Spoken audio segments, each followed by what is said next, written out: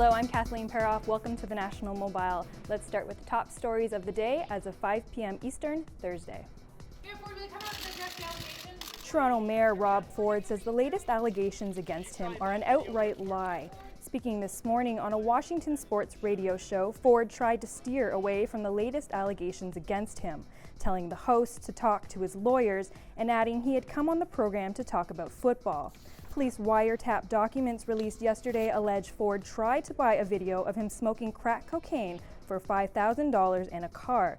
These allegations remain unproven in court. We'll have more on this story coming up shortly.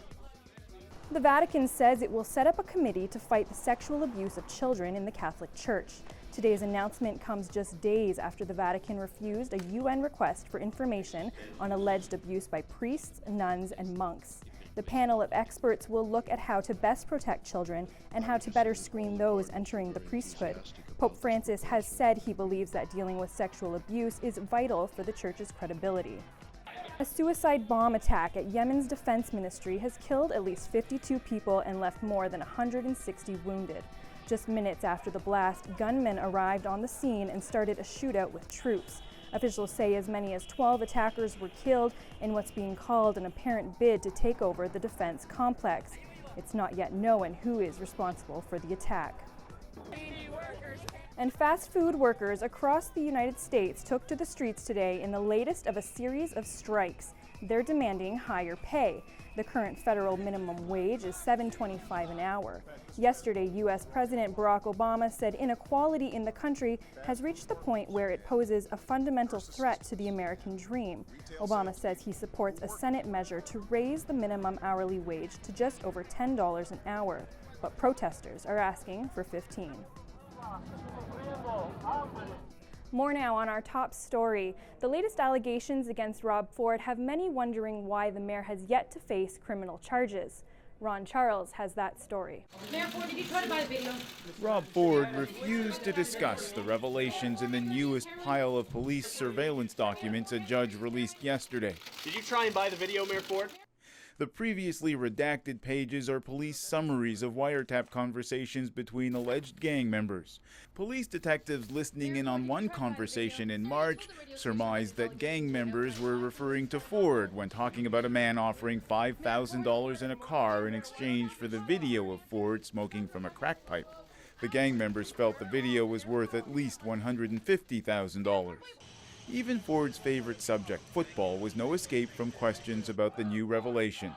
He agreed to talk about the game to a Washington, D.C. sports radio station, but the host had other questions. You offered $5,000, if not more, $150,000 in a car. That's an outright lie. And number two, you can talk to my lawyers about it. In a telephone interview, his lawyer, Dennis Morris, explained why Ford isn't speaking.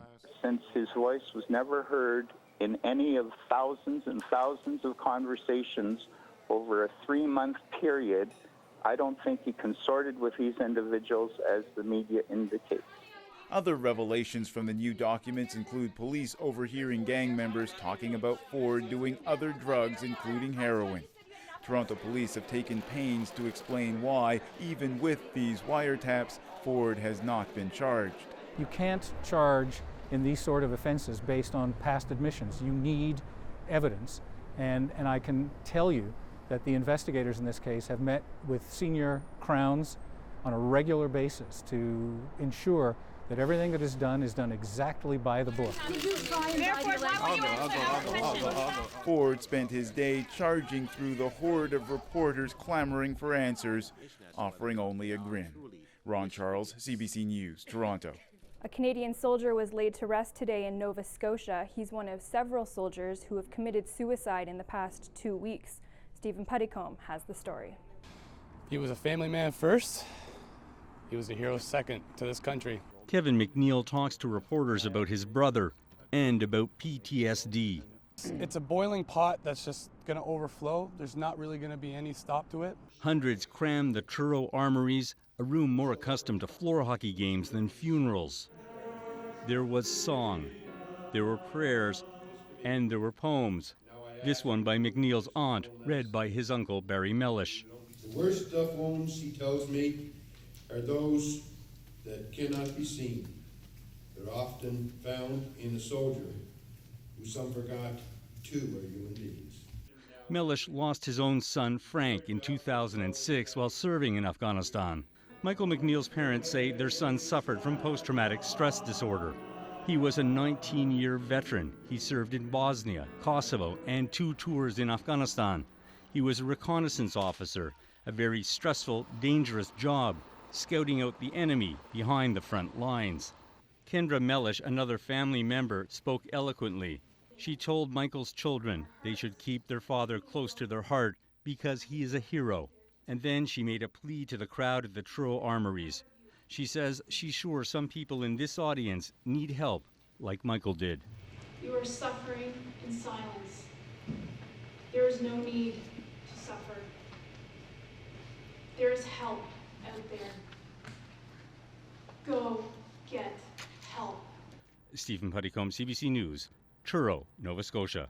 And be sure to watch The National tonight. That's 9 o'clock Eastern on the CBC News Network, 10 local time on CBC Television, that's 10:30 in Newfoundland. And you can keep up with The National online. Our Facebook page is constantly updated with new features and stories, and you can follow us on Twitter at CBC The National. And that's The National Mobile for this Thursday. I'm Kathleen Peroff. Thanks for watching.